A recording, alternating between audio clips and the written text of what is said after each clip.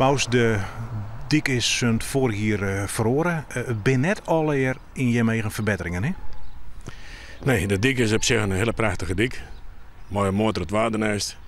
En als je zit er doorheen rijden, dan denk je, dit is echt een opstekker. Het is het op zich ook. Alleen er binnen een aantal knelpunten. Dat ik met de gemeente op praten is.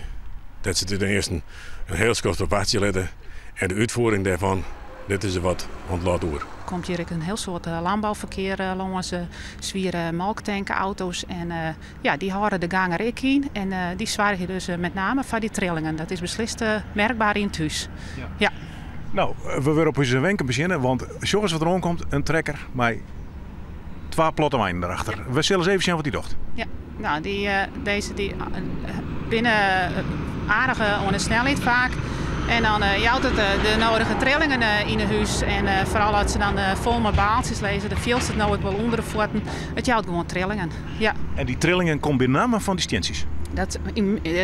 Ik denk dat het van die stientjes komt. Ja, beslist weer.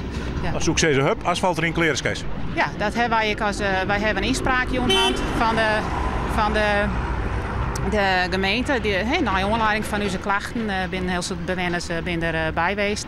Hebben wij ook gooi er reed asfalt in, dat is ook voor iedereen duidelijk. Maar daar hebben we nog geen antwoord op gekregen. In mei zullen we daar antwoord op gekregen hebben, maar dat is dus nog net slagen. Nee. Ben je bang verkeer om het huis? Ja, natuurlijk, maar dat is iets wat je moeilijk bewijzen kan en dat is vaak keer op lange termijn. Dus moeilijk te zeggen. Even asfalt erin en eventjes dat kronkeltje erin kleert toch? Zou je het zeggen? Zo wonen wij het ook daar. Maar deze gemeente, en het is misschien maar meer gemeentes, het duurt heel lang. Ten eerste dat je dus de zaken rondkrijgen kennen. En als het dan daarna nog uitgevoerd wordt. Pijltjes hebben ze er samen in. Alleen de uitvoering van de versmelling en de aanpassing daarvan. Dat een heel schild observatie. Het zou oud rond hier gebeuren. Maar we hebben niks. En het zit heel stil. Ik zorg dat er pijltjes op een stoepen staan. Dat kan helpen, denk ik. Dat is een noodoplossing geweest van de gemeente. Naar aanleiding van die inspraakavond zijn we zetten dan pijltjes op de stoepen. Die zorgen er dan voor dat mensen daar net meer samen opvliegen kunnen. Dat is ik zo. Maar het binnen hele lietse pijltjes weet je samen maar de auto's in omrijden kunnen. En dat heb ik al de nodige skeergevallen veroorzaakt. Ja. En voor waar je die skeer dan? Dat is van diezelf.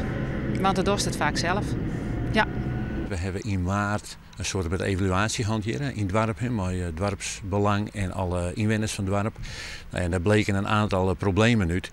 Nou, en die we adequaat mogelijk oplossen. Een van de problemen wie al dat misschien de stoepen oprieden konden. Nou, toen hebben we in Oerlis met het dorp die pijltjes, die lietse pijltjes die weer achter me geplaatst. En dan bleven nog 2 dingen eigenlijk over. Dat is de snelheid, dat de mensen te hard rijden.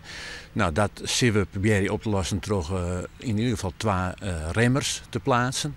En dan bleef nog de trillingen. En werd het asfalt oerried in klinkers. Nou, en dat willen we proberen op te lossen door daar ter plaatse asfalt om te brengen.